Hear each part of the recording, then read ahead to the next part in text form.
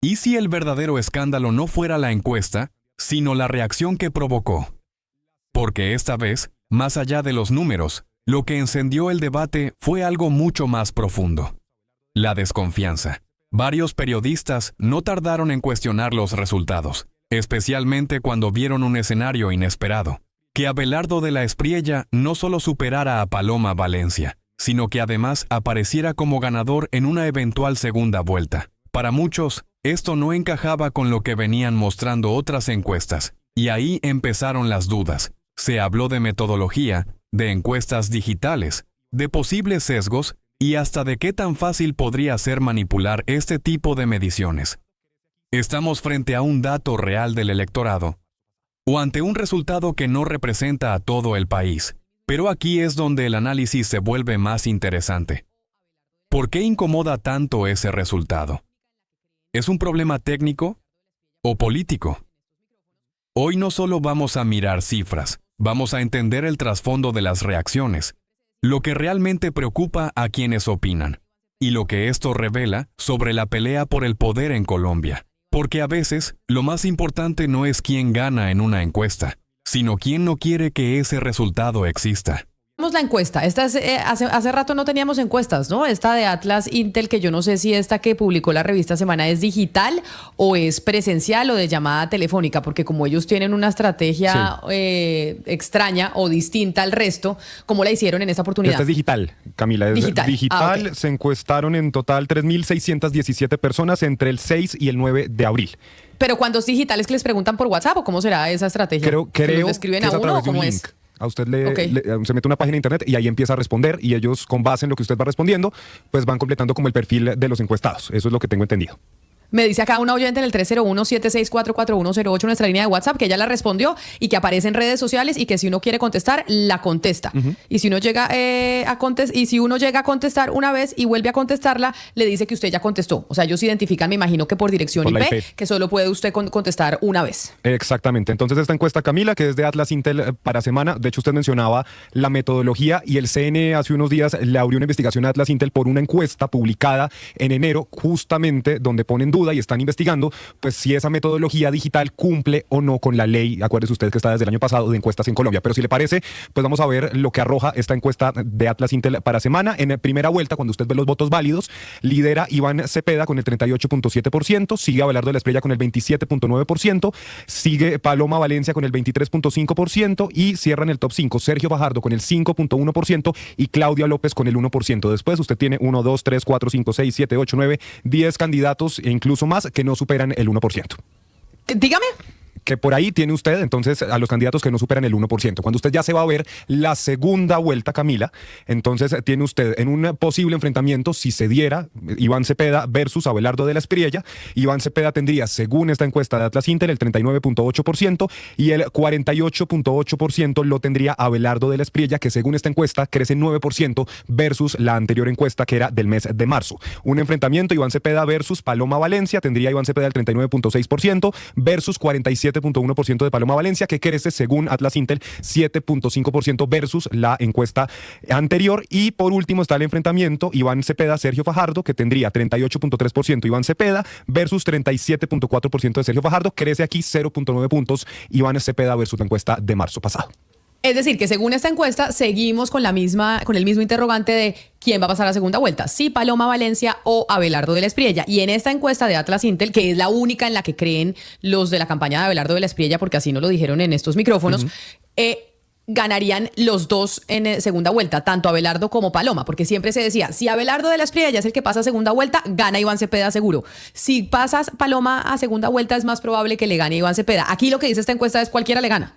Sí, pues cuando usted ve, de hecho, Camila, hay una parte interesante y es una gráfica donde muestran cómo se ha ido moviendo dentro de las diferentes encuestas que ha hecho Atlas Intel la intención de voto. Y cuando usted ve, por ejemplo, la encuesta de enero de 2026, allí tenía a Abelardo de la Espriella era quien lideraba la intención de voto con 28%, estaba muy pegado Iván Cepeda con 26.5%, y después tenía usted a otros, y usted puede ir viendo cómo esa gráfica de otros ha ido bajando, y ya ha empezado esto, pues Camila, a definirse un poco más, y tiene usted la última, como ve usted, a Iván Cepeda arriba con el 37.8% en primera vuelta, a Abelardo de la Espriella con el 27.2%, pero que se ha mantenido respecto a la encuesta de marzo, pero puede ver usted también el crecimiento que tiene Paloma Valencia, que claro, en febrero era candidata de una consulta, ya en marzo, cuando gana la gran consulta por Colombia, sube al 16.8% y termina creciendo casi 6 puntos porcentuales para quedar en 22.9%. Esta no es una historia sobre una encuesta, es una historia sobre lo que pasa cuando una encuesta rompe el guión.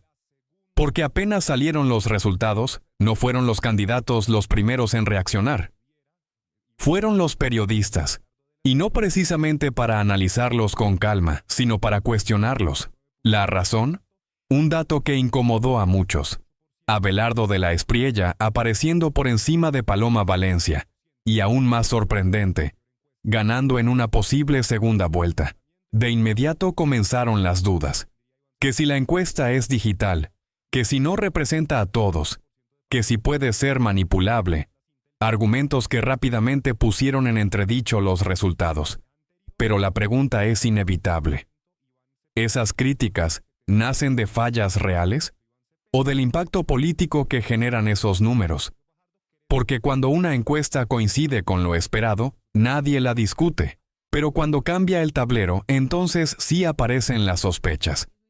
Hoy vamos a ir más allá de los porcentajes. Vamos a analizar por qué este resultado generó tanto ruido. ¿Qué hay detrás de las críticas? Y si realmente estamos viendo una medición cuestionable o una realidad que muchos preferirían no aceptar. Porque en política, a veces, lo más revelador no es la encuesta, sino la reacción que provoca.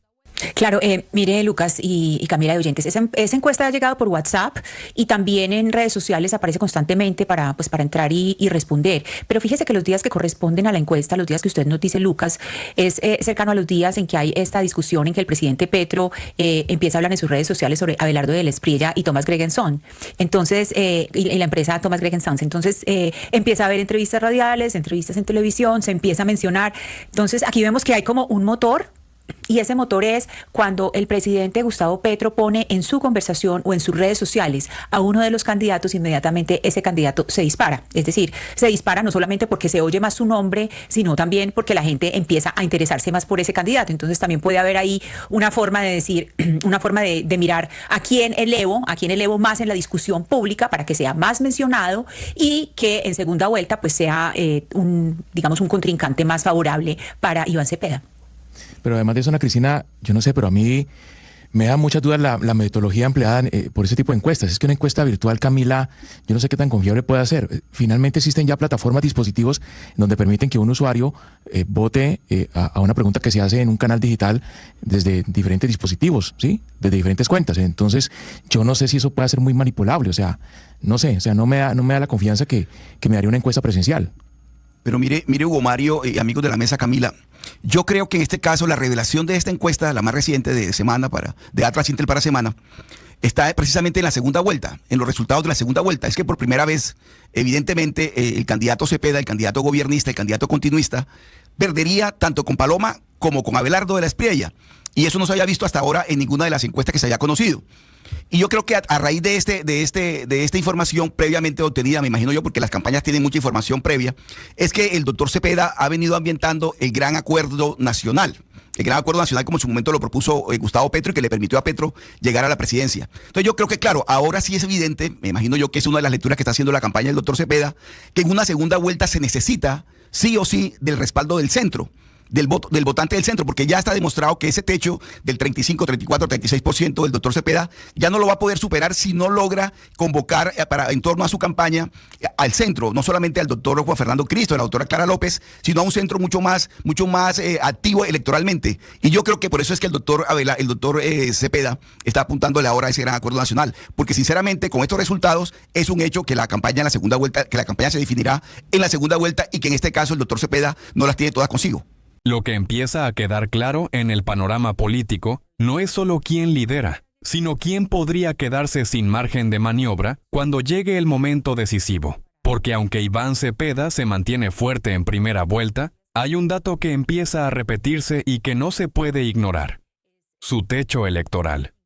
Un techo que, según distintos análisis, podría no ser suficiente para ganar en segunda vuelta si no logra ampliar su base. Y aquí es donde entra el factor clave: el centro político. Hoy, más que nunca, el centro se convierte en el verdadero árbitro de la elección. Es ese voto que no está completamente alineado ni con la izquierda ni con la derecha, pero que termina definiendo quién llega al poder. Y si Cepeda no logra atraer ese sector, el escenario se complica. ¿Por qué? Porque tanto sus posibles rivales están en capacidad de capturar ese voto de centro, especialmente en una segunda vuelta, donde la polarización obliga a tomar decisiones estratégicas. Y ahí es donde podría marcarse la diferencia. Sin alianzas, sin acuerdos amplios y sin una narrativa que conecte más allá de su base tradicional, Cepeda corre el riesgo de quedarse corto justo cuando más lo necesita. Esto no es solo una cuestión de números, es una cuestión de estrategia. Porque en política no gana quien arranca primero, gana quien sabe sumar cuando ya no hay más opciones. Y la gran pregunta ahora es: ¿está dispuesto Cepeda a moverse hacia el centro? ¿O se mantendrá firme en su línea, arriesgándolo todo en segunda vuelta? Oscar, es que sobre eso que usted dice, le voy a decir, después del 8 de marzo se han hecho 6 encuestas. 6 encuestas hemos conocido después del 8 de marzo, que fueron las elecciones a Congreso, que son 2 de Atlas, que son las que contrata la revista Semana, una del Centro Nacional de Consultoría, una de Guarumo, una de GAT3 y una de CELAC. En todas las encuestas, en todas esas 6 encuestas después del 8 de marzo, gana Iván Cepeda en primera vuelta. En eso coinciden absolutamente todas. Y gana Iván Cepeda en primera vuelta con márgenes entre el 34.5 y el 40% de la intención de voto. Eso coinciden todas. La novedad de esta encuesta, precisamente, de Atlas Intel, en las 2 de Atlas, es que son las únicas encuestas en donde Cepeda pierde con los 2 candidatos. Es la única. Y por eso digo, la pregunta es quién va a pasar a segunda vuelta. Todas las encuestas dicen que Abelardo Espriella pierde con Iván Cepeda. Atlas Intel dice que Iván Cepeda pierde con Paloma o pierde con Abelardo. No importa el que pase. Y entonces eso le ayuda a la campaña de Abelardo Espriella a que se deje de decir de que si él pasa a segunda vuelta, Cepeda gana. Porque ese es el gran temor, que dicen es mejor que pase Paloma a segunda vuelta porque todas las encuestas dicen que es más fácil que Paloma derrote a Iván Cepeda porque conquistaría el centro, que es el centro que está tratando de conquistar Iván Cepeda, mientras con Abelardo, pues perdería porque Abelardo sí no conquista el centro. Y además creo que ni siquiera está intentando hacerlo. Él está en lo suyo, como es que él dice, yo estoy vendiendo mi panela, y su panela es la de la extrema derecha. Él no le interesa la panela del centro. En eso está Paloma Valencia. Entonces aquí sí llama la atención que esta encuesta, la de Atlas, que es la única en que confía en esa campaña, es la única que dice que él sí le ganaría a Iván Cepeda en segunda vuelta, claro. Y Paloma también. Importante, Jennifer, porque Hugo Mario decía, a mí no me da mucha confianza este método digital que tiene Atlas Intel. De hecho, ya les decía yo que el CNE pues abrió una investigación para ver si se cumple o no con la ley de encuestas, pero cuando uno ve el panorama internacional, porque Camila dice, marca una tendencia distinta a lo que marcan todas las otras encuestas en Colombia de momento, pues fueron los que le pegaron, Camila, los únicos en pegarle a que Javier Milei ganaba en Argentina, y le pegaron también, fueron la encuestadora más acertada el año pasado, bueno, ya casi 2, cuando ganó Donald Trump en Estados Unidos. Así que a nivel internacional, pues le han pegado con el método digital.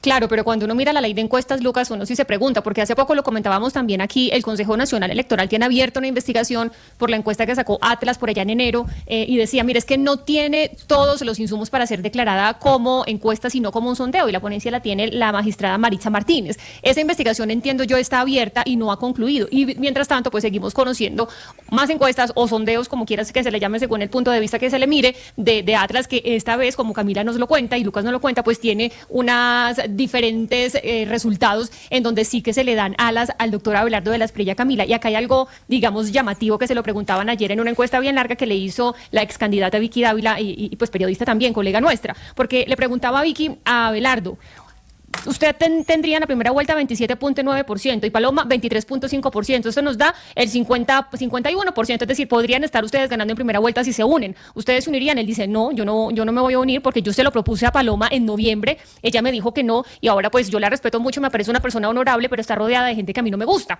ella está tratando de gobernar para todos, pero desde todos los frentes, y eso no se puede. Y él se ubicaba, Camila, escuche esto, como un movimiento popular fuerte que le hace la oposición a un movimiento popular fuerte que es el de izquierda. Él decía, no podemos desconocer que lo de Iván Cepeda está siendo muy fuerte, está pues jalado o jalonado por todo el tema del pacto histórico del presidente, y por eso nosotros también somos un movimiento popular muy importante que le hacemos la resistencia a esa izquierda. Me llamó la atención esta entrevista bien larga que le hicieron anoche a Abelardo de la Espriella. Al final, más allá de encuestas, porcentajes y debates mediáticos, lo que realmente queda sobre la mesa es una verdad incómoda.